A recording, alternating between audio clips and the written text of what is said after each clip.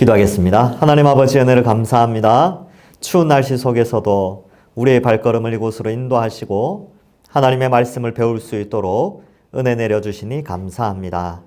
이 시간 하나님의 말씀으로 말미암아 우리의 마음이 뜨거워지게 하시고 구약 성경에 기록된 내용들을 잘 이해하여서 우리의 신앙이 자라고 믿음이 자라며 또 하나님의 살아계심과 역사하심을 깨닫는 귀한 시간 되게 하여 주옵소서. 감사드리오며 예수님의 이름으로 기도하옵나이다. 아멘. 예, 오늘은 40페이지 모세 언약의 내용. 자, 지금 이제 오랜만에 또 수업을 하니까 또 설명을 드리겠습니다. 계속 내용은 반복하면 유익하니까요. 언약 그러면 언약이라고 했을 때 이 언약이라는 것은요. 언약이라는 용어를 쓸 때는 항상 두 가지가 같이 갑니다.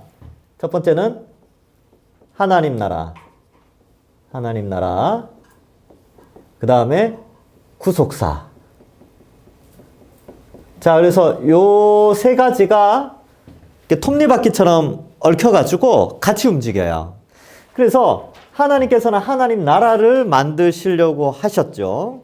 그래서 하나님 나라를 건국하시는데 이 나라에는 세 가지 조건이, 이제 세 가지 요소가 있죠. 주권, 영토, 예, 좋습니다. 아, 이제 막 나오네요, 입에서. 예, 영토. 그 다음에 백성. 예, 아유, 예. 기쁩니다. 자, 주권은 왕이신 하나님이 가지고 계시죠. 영토는 원래 온 우주 만물, 지구, 이렇게 됐죠. 땅. 그 다음에 백성은 사람이죠. 원래는 이렇게 하려고 했는데 이 사람이, 요 사람이 왕이 되고 싶었어요. 왕. 그래서 백성이 왕이 되려고 하는 걸 뭐라고 그러냐면 반역 혹은 역적 이렇게 표현하죠. 반역죄, 역적죄. 그래서 아담과 하와가 에덴 동산에서 하나님처럼 되고 싶어서 선악과를 먹어요. 그러니까 마귀가 그렇게 유혹하죠. 이거 먹으면 하나님처럼 된다. 그러니까 이렇게 먹음직도 하고 보암직도 하고 지혜롭게 할 만큼 탐스러웠거든요. 그래서 에덴의 주인이 하나님이신데 에덴의 주인을 바꾸고자 하는 그런 탐심이 일어나게 됩니다. 그래서 반역죄를 지으니까 당연히 죽어야죠. 반역죄는 죽어야 됩니다. 예, 당연히 사형이죠. 그래서 이 육체가 죽고 영혼이 지옥 가는 고통을 당하는데 그러나 하나님은 하나님의 형상으로 만드신 백성을 사랑하셨습니다. 그래서 이 백성을, 이 사람들을 구원할 구속의 역사를 시작하시게 되고 그 구속의 역사를 통하여 하나님 나라를 완성시킬 약속들을 구체적으로 해 나갑니다. 그래서 하나님 나라를 만들려고 하는데 그 하나님 나라를 이루시려고 하는 하나님의 약속들, 그 약속들을 구체적으로 실천해가는 예수 그리스도 중심적으로 이 언약을 성취해서 하나님 나라를 이루시고자 하는 이 하나님의 일하심, 이것을 우리가 같이 배워야 됩니다. 근데 여러분 사실 이 부분은 우리가 잘 안 배워요. 잘 안 배우는 이유가 이 부분 말고 교리라는 부분이 있어요. 교리를 배울 때는 7개의 교리를 배웁니다. 보통 7교리라고 하는데 7개인데 계시가 뭐냐? 그 다음에 하나님이 누구냐? 그 다음에 예수님이 누구냐? 그 다음에 성령님이 누구냐? 그 다음에 인간은 누구냐? 인간. 그 다음에 구원은 뭐냐? 그 교회는 뭐지? 예. 그 다음에 종말은 어떻게 되는가? 근데 이제 요 계시는 이렇게 갈로를 해서 보통은 요렇게 해서 조직신학, 교리신학 이렇게 표현해요. 그래서 제가 기독교의 기본 교리 할 때 요거 했었거든요. 근데 요거를 배운다고 해서 이거를 알 수 있느냐? 몰라요. 이건 따로. 이것도 따로 배워야 돼. 그러니까 기초 교리를 통해서 요거를 기초적으로 배우고 요걸 바탕으로 해서 요걸 또 배우고 요렇게 하고 또 이제 본문 하나하나를 살펴가면서 우리가 이제 신앙이 깊어지고 성장하는 것이죠. 그러면 이거는 이러한 것들은 목회자만 알고 있어야 됩니까? 아니에요. 이거는 다 알아야 돼요. 예, 목회자들은 신학교 가가지고 이거 배워와가지고 성도들한테 가르쳐야 된다니까요. 예, 그래서 이제 이걸 하는 거죠. 그래서 기초교리는 지난번에 했었고, 이제 언약, 그리고 내년에 언약 끝나면 하나님 나라하고 구속사, 간단하게 하려고요. 지금 언약 신약 너무 이게 좀 깊이 있게 들어가니까 이 시간이 너무 오래 걸려. 그래서 하나님 나라와 구속사는 제가 요약본으로 해서 그냥 간단하게 내년 안에 끝낼 수 있도록 그렇게 하겠습니다. 자, 근데 이제 언약이라고 했을 때는요, 언약은 딱 기억하십시오. 언약은 하나님, 양이 아니고, 언약은, 복이다. 일단 복이라고 생각하시면 돼요. 복. 축복인데, 이 복을 받는 방식은 순종.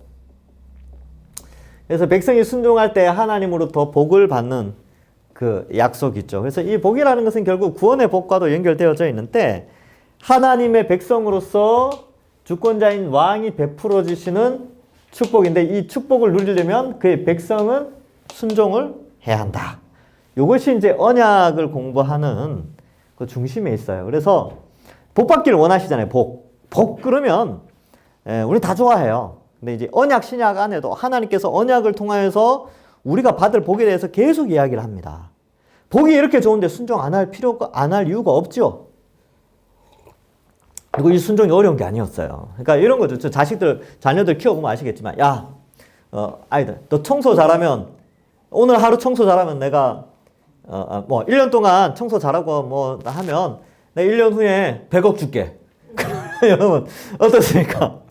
기쁨으로 순종하겠죠. 아침에 일어나서 청소하고, 밤에 자기 전에 청소하고, 먼지 닦고, 그리고 해도 허허 하고 넘어가겠죠. 이렇게, 1년만 이렇게 깨끗하게 살면 100억 주시는데, 엄마, 아버지가. 이 정도 못하겠나, 깨끗하게 한단 말이죠. 여러분, 하나님이 우리에게 요구하시는 순종의 내용들은 어려운 게 아니에요. 우리가 받을 복에 비하면 순종은 지극히 어려운 게 아닙니다. 그렇게 생각하면 되는데, 근데 왜 이 순종을 어렵게 생각하냐 하면, 복을 의심하니까. 복을 의심해요. 어떤 복을 의심합니까? 우리가 하나님 나라에서 받을 복, 영원히 사는 복, 영생을 누리는 복, 이것에 대해서 의심이 있어요. 근데 의심이 없는 사람들은 뭐냐 하면, 이 복이 얼마나 큰지 잘 모를 때, 이 100억의 가치를 모르면 아이들이 청소 안 해요. 100억 몰라! 난 내 멋대로 살래. 그냥 어지르면서 살래. 그러면 이제 순종 안 하죠. 근데 100억의 가치를 알면 순종합니다. 그러니까 우리가 예수 믿는 사람들이 순종을 이렇게 하나님 말씀에 순종하잖아요. 왜 순종하느냐 하면 하나님 나라에서 받을 복의 가치를 알 때 그때 순종해요. 그때. 근데 이거 모르면 순종 잘 안 해요. 그래서 이 순종을 유도하는 두 가지 방식이 있는데, 첫째는 이 복을 강조해야 돼. 복이 너무 좋다. 두 번째로는 이제 순종하지 않았을 때에 뭐예요? 불순종했을 때 저주죠. 이 저주를 또 잘 알려줘야 돼. 지옥. 이거 이제 지옥. 그래서 오늘날에는 이거 잘 안 가르쳐줘요. 사람 마음이 불편해질까봐 또 이런 거 괜히 이야기했다가 성도들 떠나가면 안 되니까 이런 거 안 하고 이걸 많이 강조하죠. 근데 이 순종의 원인을 여기에만 두면 어떤 생각을 하냐면, 나는 이 땅에서 복 많이 받았다. 나는 하늘에 큰 복에 욕심 없다. 이러면 순종 안 해요. 근데 그런 사람들은 여기에 해당된다니까요. 여기에 해당된다고 생각을 안 해요. 왜? 교육을 안 받았으니까. 그래서 이 땅에서 죄 적당히 짓고 천국에서 상급 별로 받지 않고 그렇게 살겠다라는 사람은 이미 여기 안에 있는 거죠. 왜냐하면 이 복의 가치, 이 복을 주시기 위해서 하나님이 무슨 일을 하셨는가 이러한 것들에 관심이 없어서 그렇습니다. 그래서 하나님이 우리를 위하여 십자가에, 성자 하나님이신 예수님이 십자가에 달려 죽으신 그 십자가를 생각한다면, 그래도 그 십자가 때문에라도 우리는 순종하는 것이죠. 그런 개념으로 좀 언약을 좀 생각하시면 좋고, 이제 다시 구약으로 넘어가서요. 구약 시대 때 하나님이 언약을 베푸실 때 그 시대 배경과 그러한 그 시대의 그 언약의 의미들을 한번 살펴보겠습니다. 모세 언약의 내용 40페이지 선 애굽에서 구원하신 하나님의 은혜. 자, 하나님의 크신 권능과 주권적 역사로 이스라엘을 구원하셨다. 출애굽기 19장 4절 같이 읽어보겠습니다. 시작. 내가 애굽 사람에게 어떻게 행하였음과 내가 어떻게 독수리 날개로 너희를 업어 내게로 인도하였음을 너희가 보았느니라. 아멘. 이제 언약 관계를 맺을 때에 이 종주라고 하는데, 이 왕이 그 백성들에게 자신이 누구인지를 알려줘요. 내가 너와 언약을 맺는데 내가 도대체 너에게 무슨 일을 했는지 알아? 내가 너를 이렇게까지 사랑해. 내가 너의 권위자로 존재한다니까 라고 하면서 이 언약의 당사자 중 위에 있는 종주 뭐 이런 표현을 쓰는데 그런 것을 좀 표현하죠. 그래서 위대함, 또 그 언약의 대상자였던 언약의 순종, 언약 관계를 맺으면서 하나님을 아버지로 고백할 때에 그 하나님이 믿을만한가, 정말 믿을만한가, 이것을 가르쳐 주는 거예요. 그래서 내가 너희를 애굽에서 건져낸 그러한 너희가 따르고 섬길 만한, 믿을 만한 그런 하나님이다 라는 것을 말해 주는 것이죠. 그래서 언약의 선에 이런 내용이 나오고 조건에 이제 나오죠. 하나님 말씀을 잘 듣고 언약을 지켜야 한다. 순종 파트입니다. 순종. 그래서 무조건성이 강조된 아브라함 언약과는 좀 대조. 그러니까 아브라함 언약에서는 아브라함과 하나님이 언약 맺었을 때는 그래요. 뭐 순종해라, 뭐 이런 항목이나 이런 것보다는 그냥 복 주겠다. 그냥 가라. 뭐 가라라는 그것도 이제 순종이겠지만 어쨌든 너를 택하여 이 땅을 주고 허다한 민족을 허락해줘서 복을 받게 해주겠다라는 어떤 조건을 달지 않고 그냥 은혜의 언약 관계를 맺어요.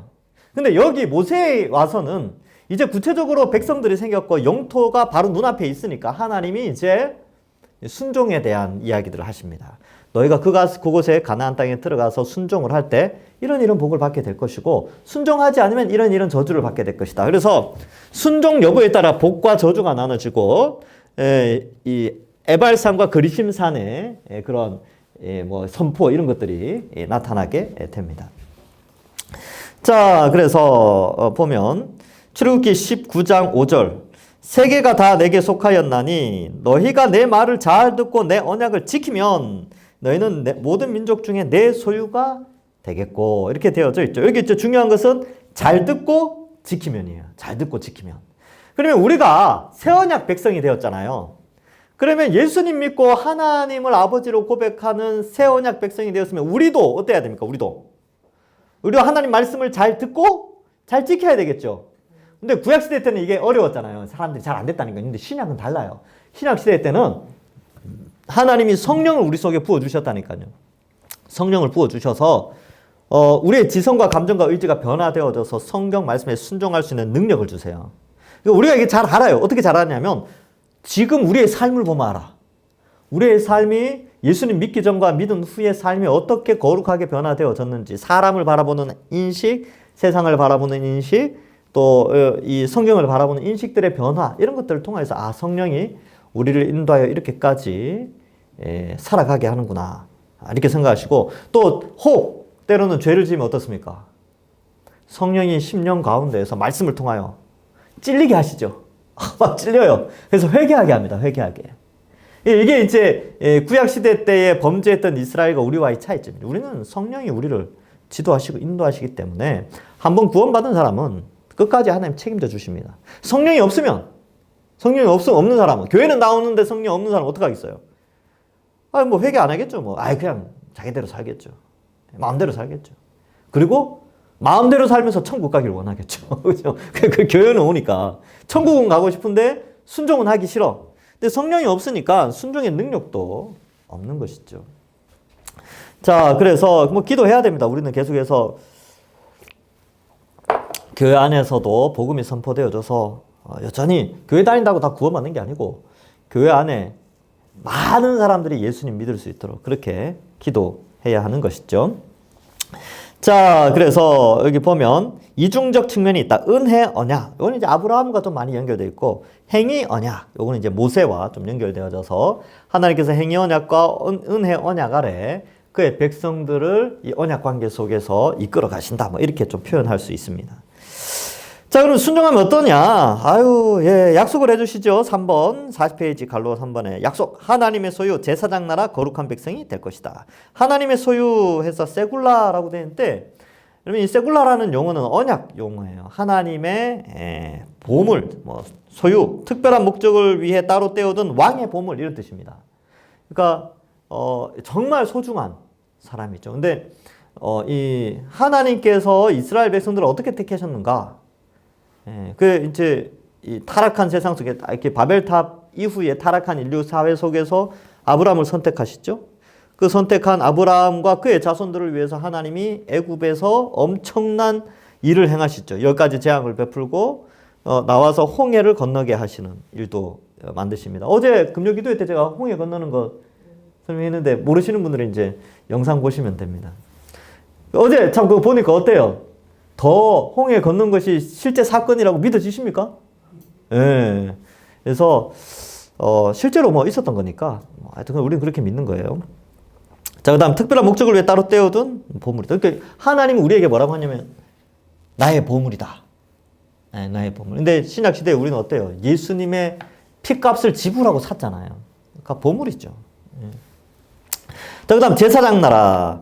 세상 여러 민족과 하나님 사이를 중재하는 이스라엘의 사명. 그러니까 이제 이스라엘이 이방 민족을 하나님께로 인도하는 역할을 해야 돼요. 근데 얘네들이 이거 안 했죠. 왜? 선민 사상에 빠져가지고 이방인들은 다 지옥에 가야 돼. 자기들만 구원받는다고 생각했거든요. 이게 제사장의 나라의 역할을 못했습니다. 그다음 거룩한 백성, 율법에 순종함으로 다른 민족들과 구별된 백성. 그래서 거룩하다라는 기준을 율법에 순종해 두면서 이제 구별시키죠. 근데 사실 이 거룩함, 의로움 이 단어가 이제 수요 예배 때 이제 김태형 목사님이 잠깐 소개를 했는데 이 히브리어로 차딕이라는 단어인데 이 차디크라는 단어가 행위에 의해서 결정되는 게 아니에요, 사실. 그 원어를 이제 히브리어 사전을 깊이 살펴보면 이 차딕이라는 단어는 사람 사이의 관계에 의하여 형성된 의로움이에요. 그러니까 여러분, 자식이 부모 말에 불순종할 때가 있죠. 그죠? 그러나 자식이잖아요. 그러면 윤리적인 의의를 가지고 들어와 버리면 나쁜 짓을 하면 자식에서 이제 호적에서 팥버려야 돼요. 근데 차딕이라는 의의 개념, 관계의 개념으로 들어오면 이 의가 깨어지지 않아요.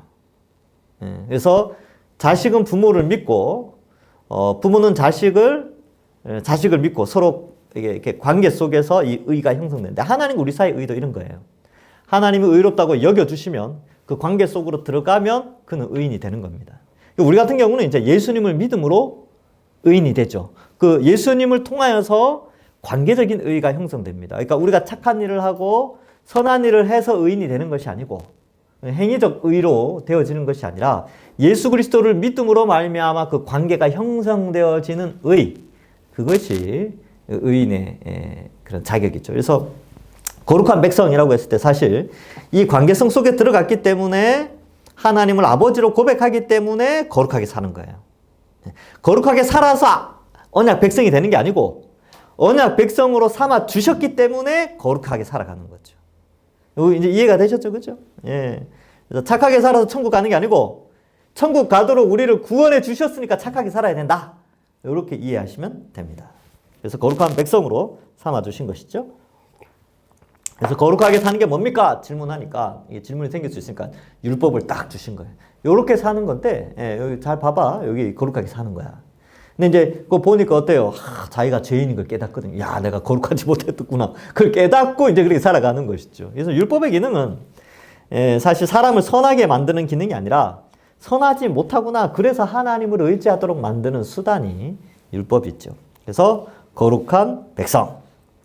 백성의 응답은 어떻습니까? 여호와의 명령을 준행하겠다고 서약을 하죠. 쌍무적 성격. 언약관계 유지를 위해 양편 당사자 모두 의무를 이행한다. 출애굽기 19장 7절 8절 같이 읽어보겠습니다. 시작. 모세가 내려와서 백성의 장로들을 불러 여호와께서 자기에게 명령하신 그 모든 말씀을 그들 앞에서 진술하니 백성이 일제히 응답하여 이르되 여호와께서 명령하신 대로 우리가 다 행하리이다. 아멘. 그래서 뭐 24장에도 한 번 더 이제 서약을 하죠. 24장에 가면 기둥 세우고 뭐 그런 거 나와요. 그래서 어제 사진에 뭐 기둥 세운 그 봤죠? 하여튼 뭐 우리가 다 이행하겠습니다. 그러니까 요거죠, 요거. 하나님은 하나님 입장에서는 복을 주겠다. 그리고 백성의 입장에서는 순종하겠습니다. 이게 쌍무적 관계. 쌍무라는 게 뭐냐면 서로 의무를 행하는 그런 관계죠. 그래서 하나님은 우리를 지켜주시고 보호하시고 양육하시고 우리는 그 하나님을 아버지로 고백하고 순종하고 따라가고 살아가면 되는 겁니다. 모세 언약의 조항, 율법 있죠. 그래서 율법의 조항들이 나오는데 첫 번째는 이제 10계명, 율법의 핵심 요약. 하나님에 관한 법 1에서 4계명, 이웃에 관한 법 5에서 10계명으로 구성되어 있고 결국 요약하면 하나님 사랑과 이웃 사랑, 하나님의 백성의 삶의 근본적인 것을 규정하고 있습니다. 그리고 밑에가 이제 재밌죠?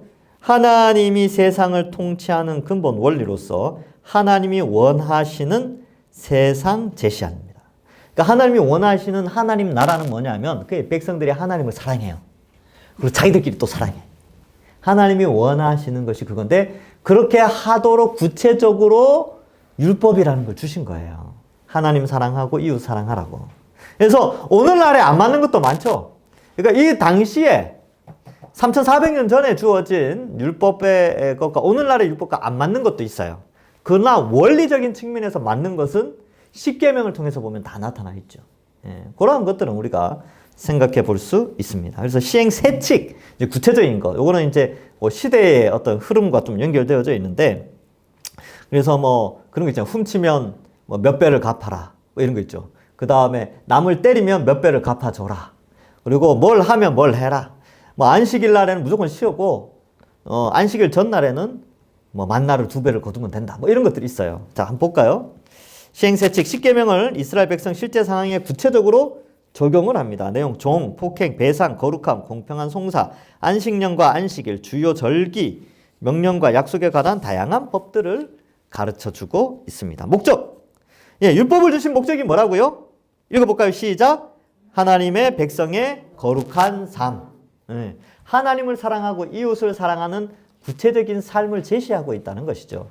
근데 이게 절대화될 수 있느냐? 그렇지 않다니까요. 그렇지 않아요.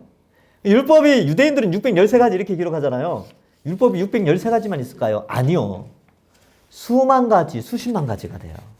왜? 하나님 사랑과 이웃 사랑의 관점에서 비춰보면 온갖 것들이 다 생긴다니까요. 그래서 하여튼 다양해요.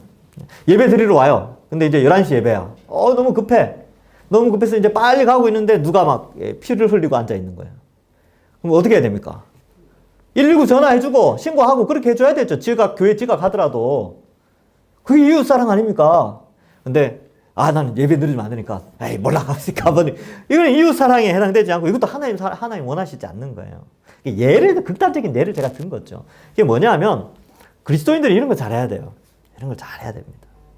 이웃 사랑과 뭐 이런 것들 있지요. 자, 그 다음에 모세 언약과 체결. 모세 언약의 체결. 이 부분을 한번 살펴보도록 하겠습니다. 42페이지죠. 42페이지. 모세 언약의 체결.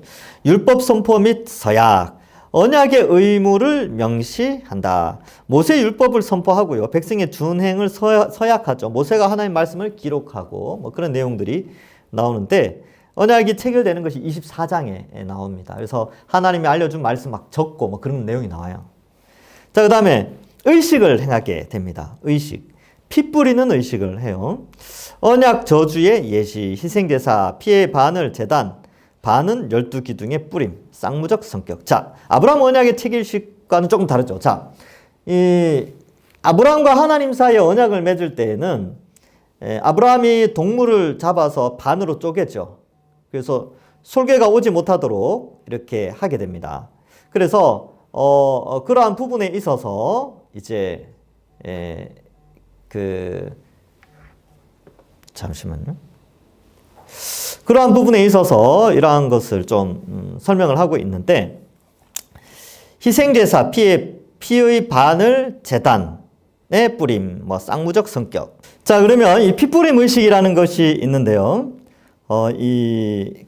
아브라함의 언약 체결식에 보면 이 동물을 반으로 쪼개서 하나님만 지나가시죠. 그래서 이게 쌍무적이지 않고 하나님만 동물 사이를 지나가십니다. 근데 이 모세 언약에서는 달라요. 모세 언약에서는 하나님도 하나님이지만 백성들도 이 피를 뿌림으로써 쌍무적 성격 있죠.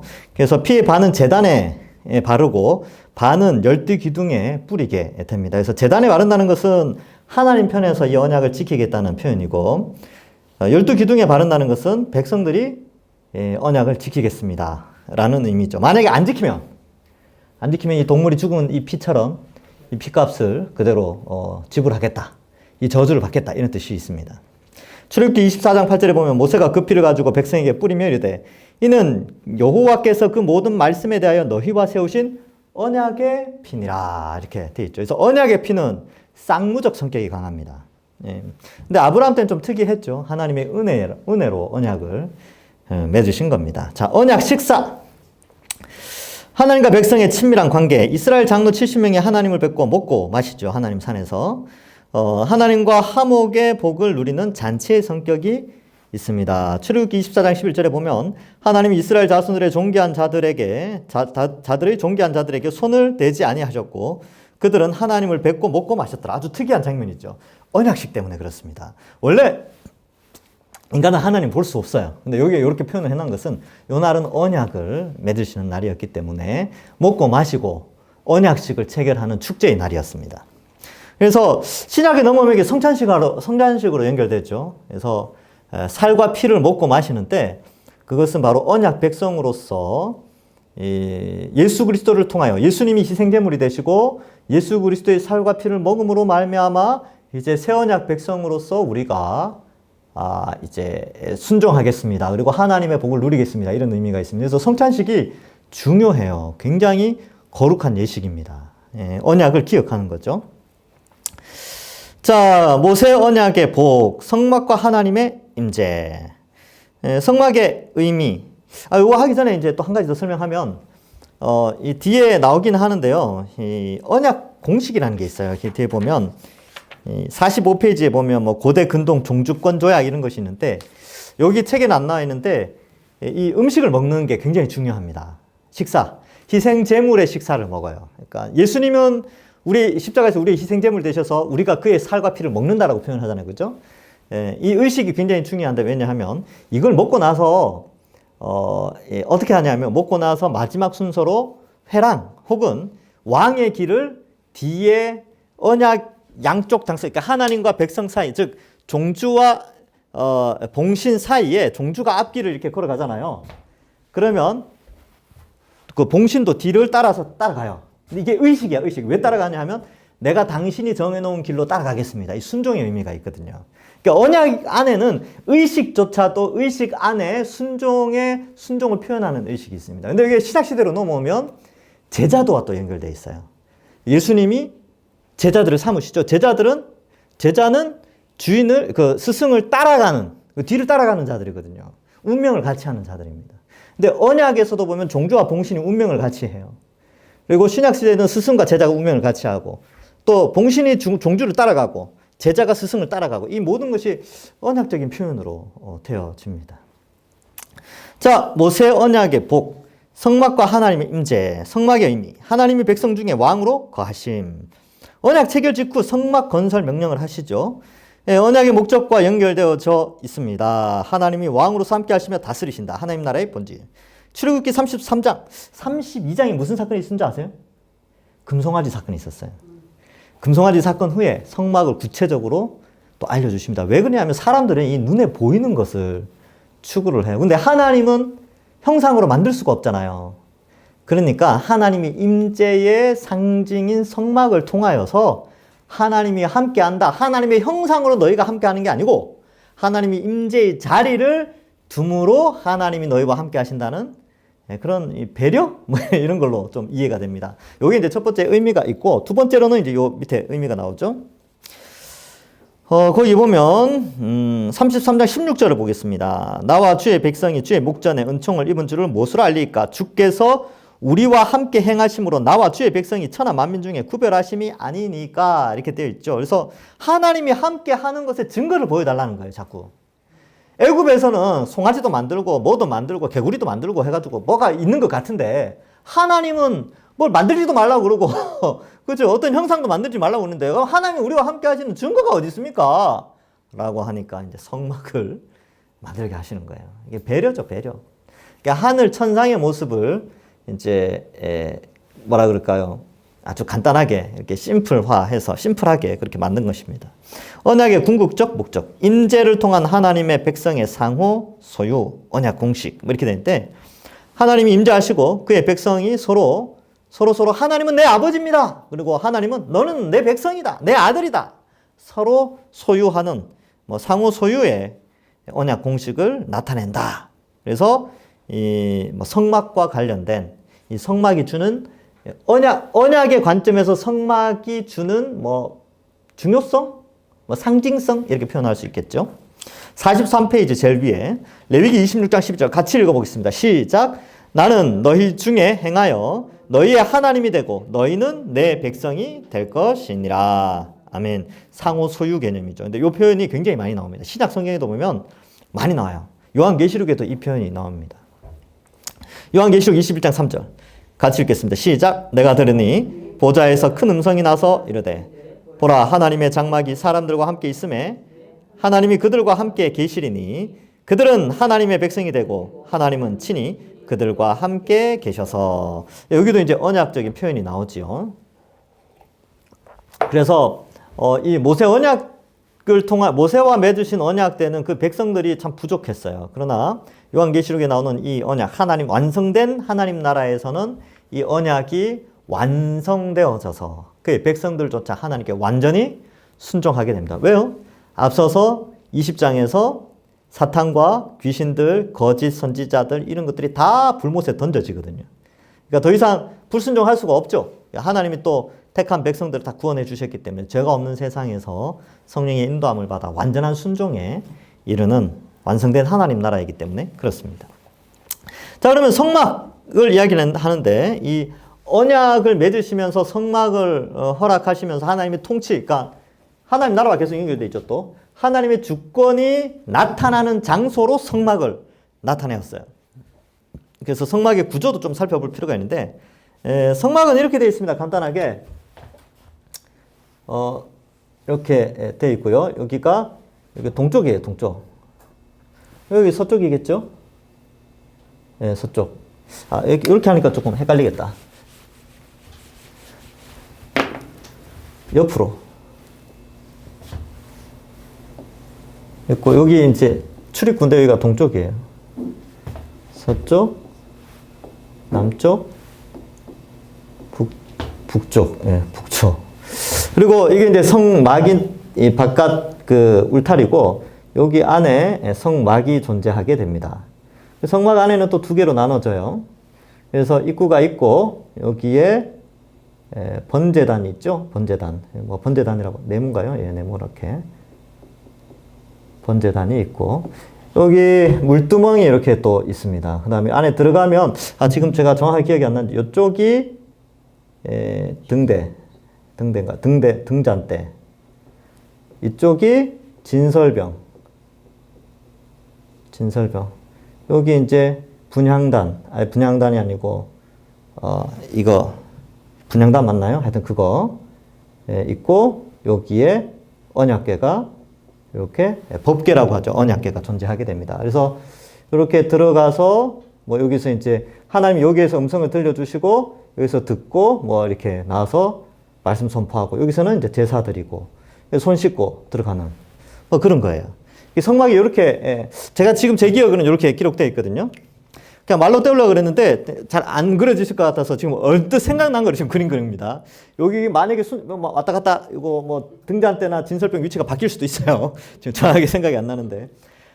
제가 완전히 다 알면 얼마나 좋겠습니까? 가끔씩 헷갈릴 때가 있습니다. 예.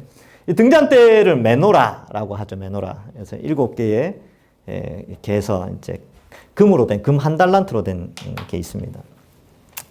자, 성막들.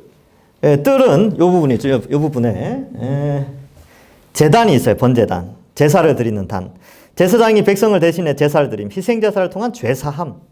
뜰, 물두멍. 제사장이 손을 씻는 곳이다. 제사장이 성막에 들어갈 때 손을 씻고 죄가 깨끗하게 씻는 것을 얘기합니다. 그러니까 이 성막 안에, 이게 성막인데 이 성막 안에 들어갈 때 손을 반드시 씻고 들어가야 돼요. 그래서 죄를 씻는다 이런 개념이 있고, 이제 성소. 자, 이 부분이 성소. 이 부분이 지성소. 자, 성소 안에는 진설병산, 떡, 12덩어리 떡이 있어요. 이렇게 6개씩 떡이 있는데, 일주일 동안, 이제, 놔두게 되고, 나중에 제사장이 먹게 됩니다. 근데 나중에 이거 보면 재밌는 게, 다윗도 이걸 먹죠. 다윗이 배고파가지고 가가지고, 지도 먹고, 저를 따르는 자들도 먹고 막 그래요. 이거 원래 제사장만 먹는 겁니다. 근데 이걸 하나님이 허락하시죠. 왜 허락하냐 하면 다윗은 예수 그리스도를 예표하는 왕입니다. 그래서 다윗은 왕이지만 제사장의 일도 하고 선지자도 해요. 그래서 시편에 보면 하늘 천상을 보거든요. 그러니까 선지자의 자격 요건이 천상 회의를 보는 건데 다윗이 시편 110편에 보면 천상의 회의를 보게 됩니다. 그래서 선지자, 제사장, 에봇 입고 뭐 하나님께 기도하고 그런 거 나오거든요. 이렇게 읽어보면. 그러니까 이 삼중직을 다윗이 다 하는데, 하여튼 이건 제사장이 먹을 수 있는 거예요. 제사장이 먹고, 하나님의 백성에게 그 의미가 중요하죠. 생명의 양식을 주심을 예시한다. 그래서 제사장이 먹지만 제사장이 먹는 게 아니라 12지파를 대표하는 제사장이 먹음으로 말미암아 12지파를 하나님이 그 생명을 먹을 것을 주신다. 이런 것을 상징하는 겁니다. 그 밑에 등잔대, 메노라라는 건데, 순금 1달란트로 만든 7가지 달린 금촛대. 제사장이 등잔대 불을 관리합니다. 하나님이 백성에게 생명의 빛을 비추신다. 앞에서 먹을 거 주신다. 여기 이제 떡상은 먹을 거 주신다. 빛을 비춰주신다. 어둠의 세상에서 빛을 비춰주시는 하나님. 분향단, 네, 분향단. 향을 태워 하나님께 올려드리는 단. 이렇게 했죠. 여기 이제 분향단을 태우는 때, 여기 이제 이렇게 지성소로 1년에 뭐, 속죄날 들어가잖아요. 분향단에 연기를 피워가지고 요 안으로 들어가요. 그러면 이제 연기 가운데 하나님 음성이 들리거든요. 근데 왜 연기를 피우느냐 하면 지금 이게 밀폐 공간이잖아요. 천막으로 덮여 있단 말이죠. 그러면 연기를 피우면요, 이게 연기가 이렇게 자욱하게 돼요. 대제사장이 질식하면 안 되겠지만 왜 연기를 피우느냐 하면요, 하나님을 직접 볼 수 없으니까.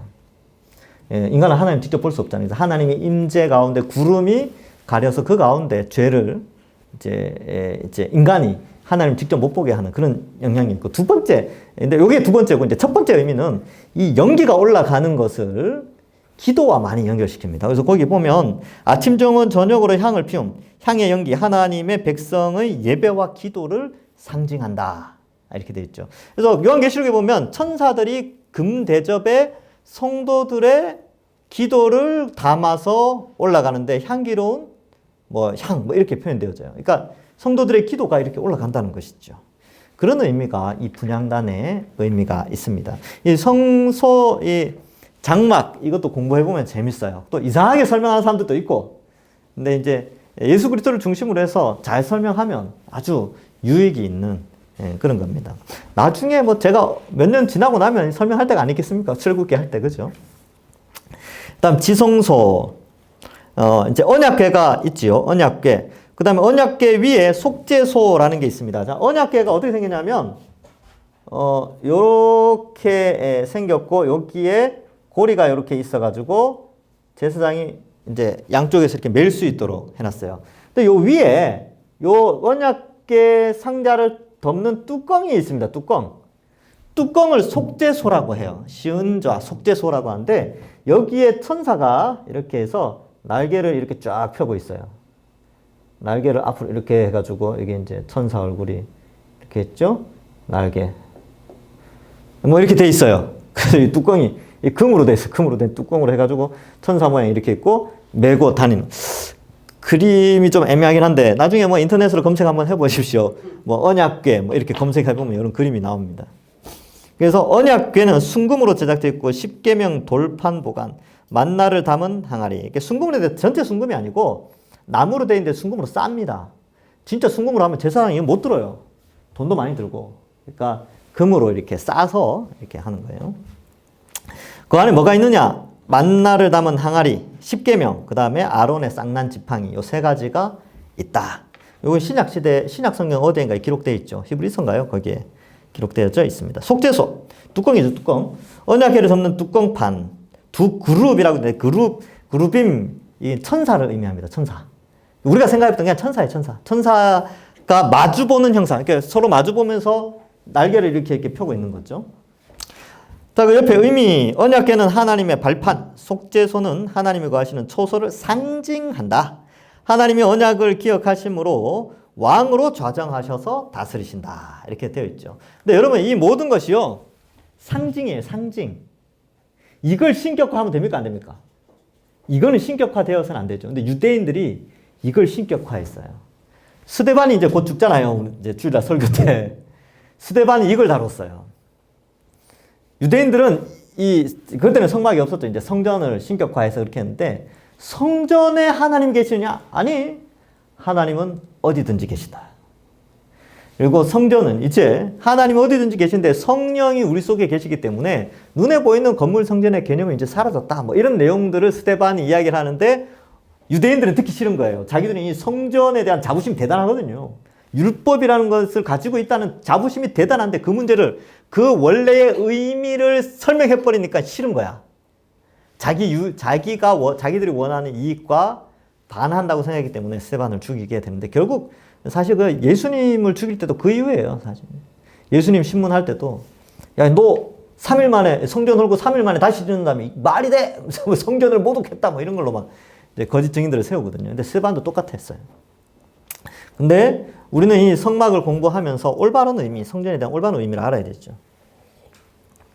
상징하는 거예요, 상징. 그러면 자 보세요. 이 재밌는 질문. 그러면 하나님은 여기에만 임재할까요? 하나님은 여기는 안 가셔요? 여기는 관심 없으세요? 여 밖에는, 성막 밖에는 여기는 절대 안 와요? 아니죠. 하나님이 여기서 대제사장과 교제를 하시지만 여기에도 계시고 다 온 세계 다 계세요. 그런데 백성들이 워낙 하나님 안 보이니까 하나님 좀 보여달라고 하고 막 그런 이상한 우상 만들려고 막 그러니까 하나님이 그냥 이렇게 만들어 주신 거예요. 여기서 내가 너희를 여기서 통치한다고 하자 하고 배려해 주신 거예요, 사실은. 근데 이제 이걸 막 신격화하는 거죠. 사람이 얼마나 연약하냐 하면 그 옛날에 뭐 제가 어떤 걸어서 세계 속으로 뭐 이런 거 있잖아요. 여행 프로 이렇게 보니까 그렇더라고요. 뭐 세례요한의 지팡이인지 하여튼 누구 지팡이가 있는데 그거를 유리관에 넣어놓고 사람들이 거기 기도하고 앉아 있어요. 그리고 뒤에서 막 줄 서 있어. 그래서 빨리 이렇게 기도 너무 오래 하면 막 뒤에서 막 쿡쿡 찌르고 빨리 기도하고 이렇게 가고 돌고 그걸 막 섬기고 그 지팡이 그게 뭐라고? 그래서 그런지 하나님이 법궤도 다 어디 있는지 모르게 하시고 십계명 원판 돌판도 다 없애버리고 쌍난 지팡이 뭐 그죠? 그 다음에 여기 항아리 이런 거 다 없애버렸어요. 그리고 성경책 원본도 다 없애버렸어요. 그거 가서 절할까봐. 근데 지금 그걸 잘하는 데가 어디냐면 가톨릭이 그런 거 잘하네. 가톨릭이 그 성당 안에 그 지팡이가 있었어요. 이게 뭐 세례요한의 지팡이였다 이렇게 쓰면서 거기 기도하면 소원이 이루어진다고. 이상하지 않습니까? 제주도 가서 돌 하루방 그 코 만지면 소원 들어준다는 거 그거하고 뭐가 다릅니까 그게? 그러니까 이상한 종교로 만들어 버리니까 하나님 그걸 아시고 한 거죠. 근데 배려해 주신 거예요. 이거는 숭배의 어떤 모양이 아니라 하나님이 너희와 함께 한다는 증거로 그냥 이렇게 배려해 주신 거죠. 나중에 이제 성전으로 바뀌어지고. 근데 이걸 우상화하고 절대화 해버리니까 AD 70년에 그냥 다 없애버렸어요. 왜냐하면 예수 그리스도를 통해서 모든 것 다 성취되니까 더 이상 필요 없어졌어요. 유대인들에겐 좀 충격이었겠죠. 유대교 사람들에겐 좀 충격이었겠지만. 자, 44페이지. 모세 언약의 표징. 안식일. 이게 이제 표징이라는 표현이 하나님이 그들에게 복을 주신다라는 증거. 그러니까 언약의 주권, 언약의 종주, 봉신 이 개념인데 언약의 왕이 그의 백성들에게 복을 어떤 방식으로 주시는가? 그 표시가 뭐냐? 복 주시는 표시.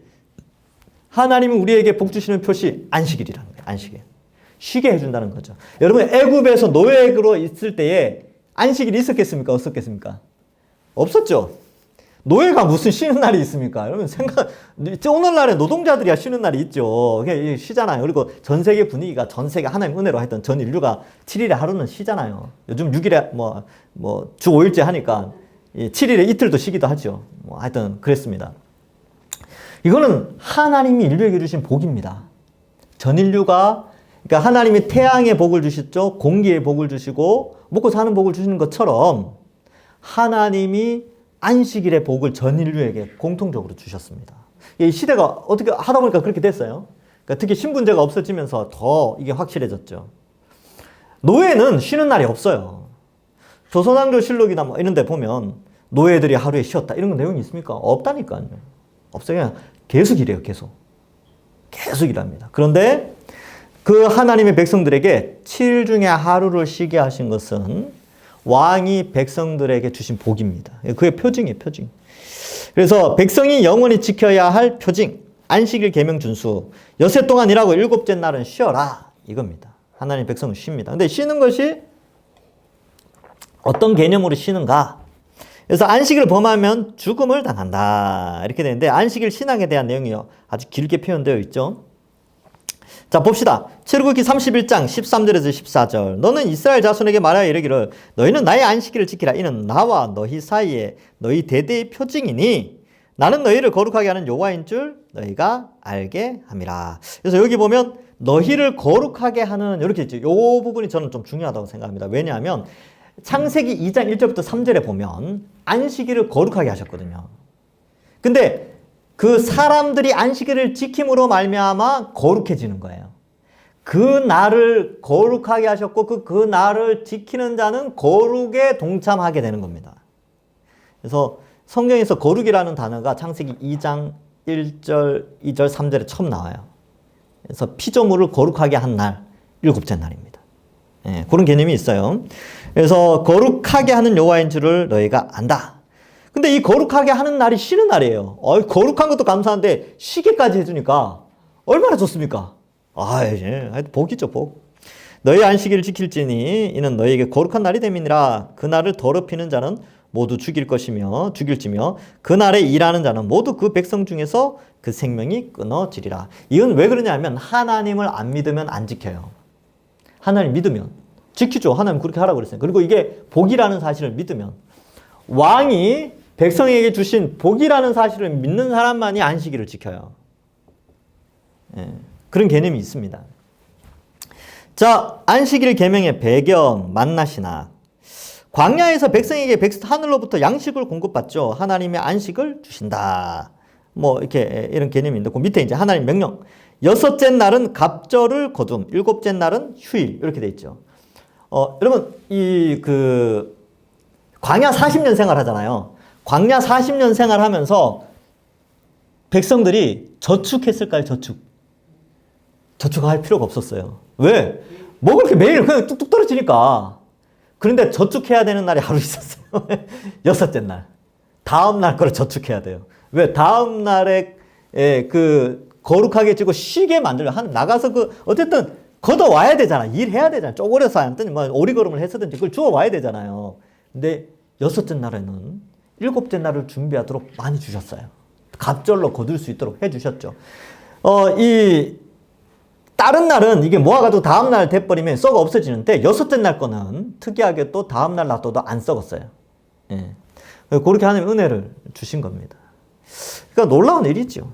그리고 실제로 제가 어제 영상에는 안 보여드렸는데 하여튼 과학이 발전하니까 이 고고학이 발전하게 됩니다. 고고학도 과학 기술과 연결되어 있거든요.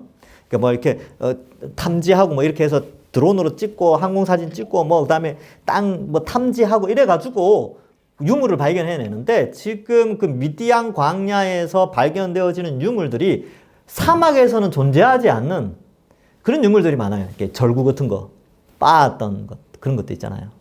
그런 것들이 막 발견되고 군집 생활한 것들, 이렇게 대규모 군집 생활을 한 흔적들이 많이 있는데 거기에 보면 가정 주방용품 이런 것들이 많이 나와요. 그만큼 이게 40년을 생활했으니까. 근데 어떻게 생활할 수 있었을까? 어떻게? 먹을 수 있는 초원이 있는 것도 아니고 뭘 이렇게 할 수 있는 그런 데가 아닌데 어떻게 할 수 있었을까? 우리는 알죠. 우리는 고고학자들은 몰라도 우리는 알아요. 하늘에서 만나를 주셨으니까 먹고 살았다니까요. 그리고 새, 메추라기 새 있잖아요. 새 날려보내가지고 그거 구워 먹고 그렇게 살았어요. 영양 떨어질까봐. 그죠? 자, 그래서 이제 그러한 생명 공급, 양식 공급 그리고 안식일 이런 개념들을 주시면서 불순종하면 어떻게 되느냐? 쌓아두면 썩게 됩니다. 안식일에도 나가면 있습니까? 없다는 거예요. 없어요. 안식일 날에는 만나를 주시지 않으셨습니다. 그래서 출애굽기 16장에 보면 하늘에서 양식을 비같이 주신다. 그 새까만 글자 보면 이같이 하여 그들이 내 율법을 준행하나 아니하나 내가 시험하리라. 23절 모세가 그들에게 이르되 여호와께서 이같이 말씀하셨느니라. 내일은 휴일이니 여호와께 거룩한 안식일이라. 너희가 구울 것은 굽고 삶을 것은 삶고 그 나머지는 다 너희를 위하여 아침까지 간수하라. 여섯째 날 주신 말 있죠. 그래서 뭐 이렇게 쭉 돼 있고 26절에 보면 엿새 동안은 너희가 그것을 거두되 일곱째 날에는 안식일인 즉 그날에는 없으리라 하였으나 일곱째 날에 백성 중에 어떤 사람이 거두러 나갔다가 얻지 못하니라. 헛땅 친 거죠. 여호와께서 모세에게 이르시되 어느 때까지 너희가 내 계명과 내 율법을 지키지 아니하려니. 이렇게 나간 사람, 일곱째 날 일하러 나간 사람 언제까지 안 지킬래? 이런 뜻이죠. 볼지어다 여호와가 너희에게 안식일을 주므로 좀 복을 줬는데 그 복을 안 누리려고 하는 것은 이게 왕의 통치를 거부하는 거 아니냐. 이게 왕이 이런 거 하사품을 내렸어요. 그러니까 한번 생각해보세요. 자, 지금 조선시대라고 생각합시다. 왕이 행차를 해서 여러분들한테 자, 내가 너 보니까 너무 귀하다. 너 참 귀해서 내가 하사품을 주겠다라고 해서 왕궁에서 특별히 이제 음식도 만들고 그 수라상 있죠. 수라상 세트 3일 이용권 뭐 이런 걸 딱 줬단 말이에요. 근데 백성이 저 싫어요. 이거 안 받아도 돼요. 저 싫어요. 안 받아요. 그러면 왕의 입장은 어떻습니까? 괘씸한 거예요. 통치를 안 받겠다는 거예요. 그러니까 이게 지금 이제 안식일 날 나가서 일하겠다는 것은 왕의 배려, 하나님이 인간에게 그의 백성들에게 베푸시는 안식의 복과 축복을 거부하는 거예요. 그리고 자기의 생명이 누구한테 있다고 생각하는 거예요? 왕에게 있다고 생각하지 않고 지가 지 생명을 유지한다고 생각하는 거죠. 그러니까 안식일 날 일하는 거예요. 우리도 이 개념을 좀 잘 가지고 있어야 됩니다. 새 언약 백성이라면서요. 새 언약 백성이라면 주일날만큼은 하나님이 우리 인생 책임져 주신다는 거 기억하고 그렇게 삶의 그 모든 것들을 내려놓고 일주일에 하루 쉬면서 이 쉬면서 때 이제 우리가 신약 시대에 놓으면 이 안식 개념이 어떻게 되냐면 이 쉼이 영원한 쉼이 되도록 제가 이제 잘 쓰는 표현인데 연휴가 영원히 지속되는 거 얼마나 좋습니까? 설날 연휴 음식 해야 돼서 싫습니까? 하여튼 뭐 설날 연휴가 영원히 지속된다. 근데 용돈도 계속 줘. 세뱃돈 매일 줘. 그러면 얼마나 행복할까요? 근데 천국이 그런 곳이에요. 그 영원한 안식. 그러니까 일주일에 한 번 정도는 천국의 안식을 기억한다는 의미. 그리고 그 안식이 어떻게 주어졌는가? 바로 예수 그리스도의 십자가로 우리에게 주어졌구나. 그걸 또 구원을 기억하는 것이죠. 하나님 이렇게 우리를 복 주시기를 원하시는구나. 이걸 기억하는 날이 주일입니다. 주일. 오늘날에는. 예수님이 부활하신 날. 그 부활을 보면서 우리도 그렇게 부활의 복을 누릴 것을 알려주시기 위해서 예수님이 부활하신 주일을 기념하여서 우리는 그 주일을 지키거든요. 신약시대에는. 근데 이걸 안 지켜. 이걸 안 지킨다니까요. 무슨 생각해요? 나가서 일해야지. 뭐 하나님 우리 인생 책임지겠어. 그냥 내 인생 내가 살아야지 하면서 그냥 여기 살고. 또 이렇게 살다 보니까 이러다 지옥 가는 거 아닌가 싶어서 또 나오기도 하고. 이게 참 연약한 모습이죠. 이제 이스라엘 백성들 중에서도 그런 연약한 사람들이 좀 있었어요. 나갔다잖아요. 근데 어떤 사람은 안 지켜서 나가서 죽은 사람도 있지만 또 나간 것을 가지고 하나님이 말하시죠. 언제까지 참아야 되냐. 언제까지 지키려고 하는 게 시험한다라는 것이 연단하고 훈련시킨다는 개념이거든요. 그러니까 우리도 마찬가지죠. 그래서 교회에서 목사인 저는 계속 이야기합니다. 여러분 주일 지켜야 됩니다. 주일날 일하지 마시고 웬만하면 가게 문 닫고 예배 드리고 교회 와서 봉사하고 저는 계속 그 이야기를 해요. 근데 성도들은 끊임없이 그 메시지에 연단받죠. 해야 되냐 말아야 되냐. 연약한 자들은 그냥 뭐 그렇게 살지만 그러나 믿음에 강한 자들은 중직자 이상은 다 주일 잘 지켜야 됩니다.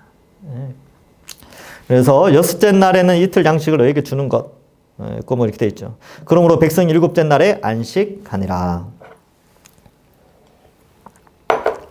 그래서 그렇습니다. 이게 안식일의 개념을 잘 생각해야 돼. 하나님이 복 주신 날이다. 영원한 복을 소망하고 그 복 주심을 믿는 날이 바로 안식일이다. 그러면 뭐 주일을 해야 됩니까? 근데 그런 경우가 있어요. 사회 필수 인력들. 주일날 나가서 또 일해야 되는 필수 인력들 있잖아요. 그래서 뭐 경찰이나 뭐 소방공무원들이나 그런 분들은 일해야죠.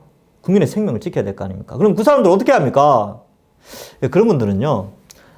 저는 그렇게 생각을 해요.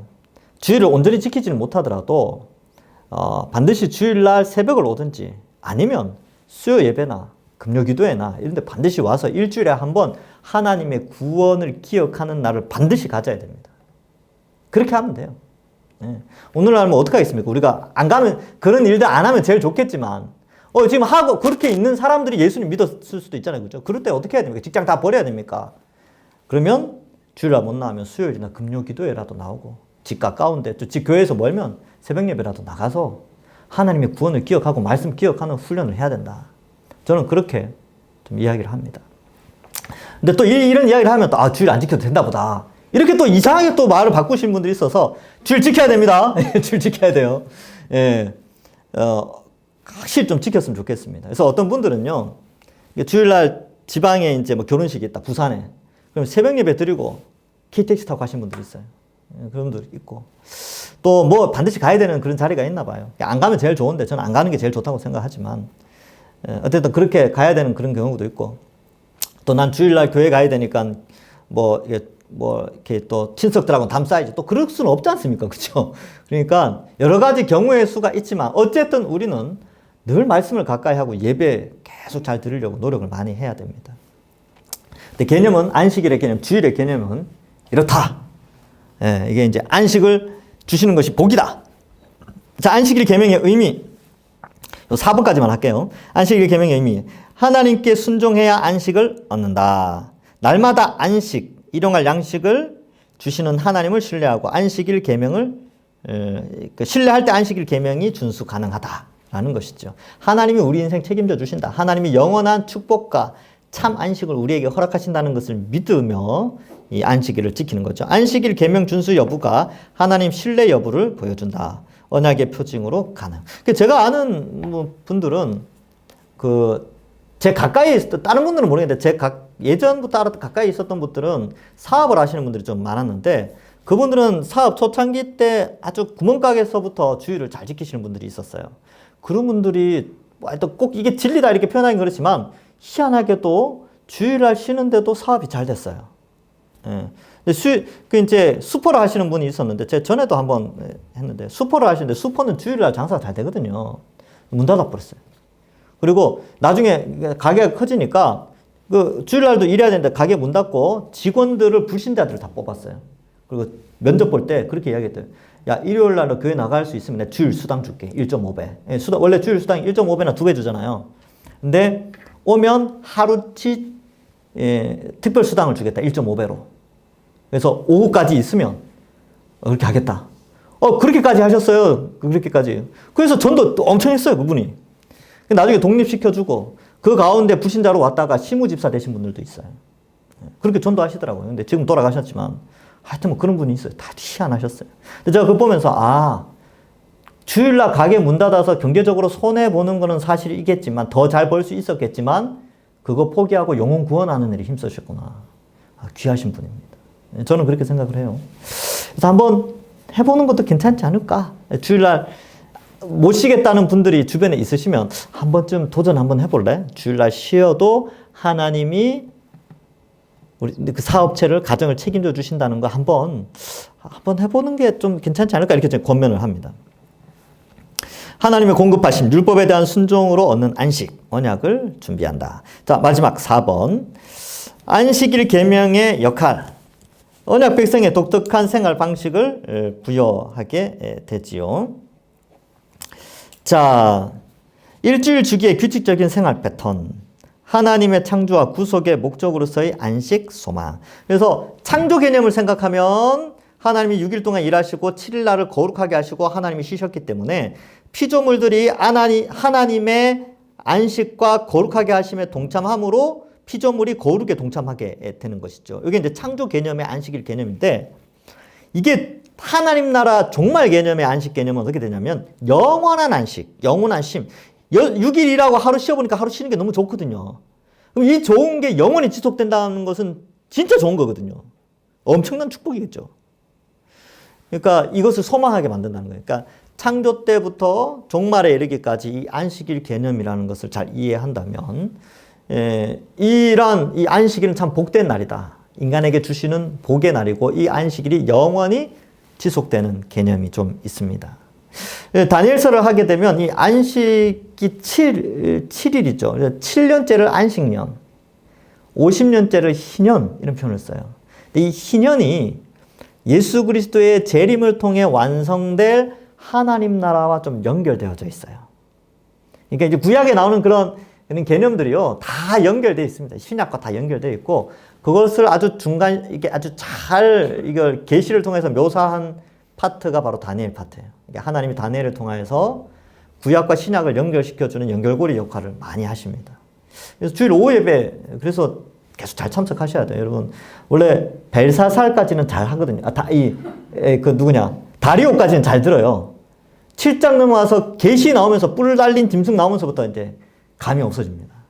네, 그때부터 사실 그걸 설교를 잘 하시는 분도 잘 없고, 왜냐하면 그거는 방대한 역사적 지식이 있어야 되기 때문에 그렇습니다. 근데 한번 해봅시다. 예, 재밌을 거예요.